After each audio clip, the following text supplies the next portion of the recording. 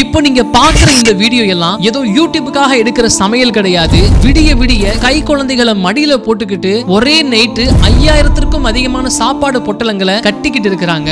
இந்த ஆடியோ எல்லாத்தையும் கொஞ்சம் கேட்டு பாருங்க. ட்ரீட்மெண்ட்டுக்காக வந்திருக்கோம். 2 பேருக்கு சகர் சாப்பாடு தேவைப்படுது. ஹாஸ்டல்ல தங்கி படிக்கிறோம். சகர் சாப்பாடு கிடைக்க ரொம்ப கஷ்டமா இருந்துச்சு.